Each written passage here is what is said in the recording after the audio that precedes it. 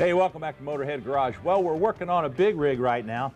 What we're running into is the driver has found he's having a little bit of problem with the anti-lock. He's getting some codes there.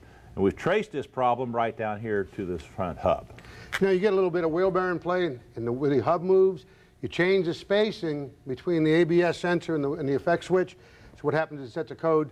Good preventative maintenance anyway. Got in and out of wheel bearings on a big spindle. Different than a car, most of these have gear oil in them. We'll pull this hub off, and that's why we have a drain pan. Get started, buddy.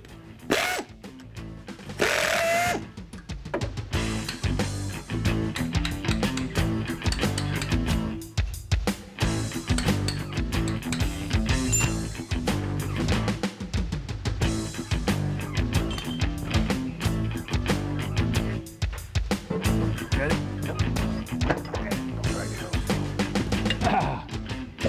Nice.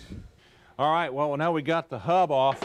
Now we're getting to the busy part. I'm going to pull this oil seal out, take a quick look at that. We'll replace this. You don't want to reuse these things. And we'll pull out the bearing. And now who I have here is Roberto Carriedo from NTN-Bower. And these are the bearing manufacturers, and they make all these. And Roberto, taking a look at this bearing, what do you see on here? What you want to observe is the gouges that are, or the score marks that are on the rollers themselves. You can actually feel that with your fingernail.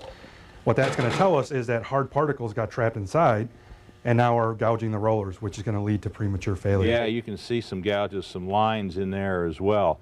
So what happens, I guess, is when these bearings wear out, it causes excess play in the wheel. When that happens, you can see there's a tone ring around here. That has got a certain space between that and a sensor. This is for your anti-lock brake system. And what happens is that spacer, or if that space changes too much, then you start to get a fault code. And that's what's happened. These bearings are worn, aren't they? Absolutely. So we got to replace this, knock out the erase, put in new bearings, and then we can get this thing going. Okay, now we got our hub all cleaned up, ready to go. Now, what we've done is we've pressed out the old bearing race and put in new races. Now, they'll come with your bearings, so don't ever run a new bearing with the old race. That can cause you some problems. Now, Roberto, what's different about these bearings than some of the others that you can install? Well, there's a lot of sources that are overseas that are made as a through-hardened steel, which is less resistant to impact or shock loading. With the premium US-made Bower bearings, we case carburize the steel, giving us a longer life out of those bearings. Okay, so once you put those in, you got something else in here. What's this spacer for now? Tell me about that. The spacer's for preset wheel hubs.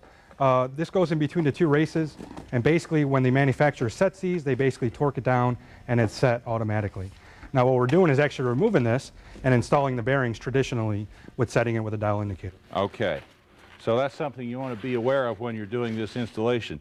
Now, you don't pack these with grease like we normally do on automotive bearings, do you? Well, you have to make sure whatever the manufacturer's using, that's what you're going to use. In this case, the vehicle we're using is using oil. Okay, so that's like a gear oil that we're going to be using. Correct. Okay, so we'll go ahead, we'll set these in here. Let it go like that. Always replace it with the new oil seal, and then you're in business. All right, what we do is we put this nut on now, and I've torqued it to 250 foot-pounds while we turn the drum. That seats the bearings and the seal. Then we'll back this off.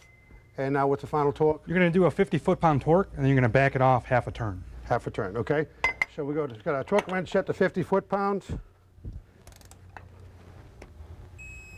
Right there. 50 foot-pounds and a half a turn. Keep going. A full half turn, huh? Yep. How about that? That's about good right there. All right. Now, to make sure your preload's good, we take a dial indicator, stick it on the face of the drum, and set it over here to the spindle, and we're going to move it back and forth and see if we got the right tolerance. Okay, we put on the first nut, the big retaining nut. We torqued it to 50 foot-pounds, backed it off half a turn. Then we put in our locking devices, and then the outside nut, which is really what holds everything together. Before you check it with your dial indicator, you want to torque this to 200 foot-pounds. 200 to 300. 200 to 300 foot-pounds, okay? And then you knock over your locking tab. Before you do that, I like to check, make sure we're looking for 1 to 5,000? 1 to 5 thousandths of an inch in play. Okay, let's give this a tug. See what we have. Right on the money. Yep. If you follow the directions, it works pretty good. Again, I'll knock over this lock tab, and we'll finish the job off with a brand new hub cover, gasket, hardware, put in the right amount of hub oil. This is usually the gear oil.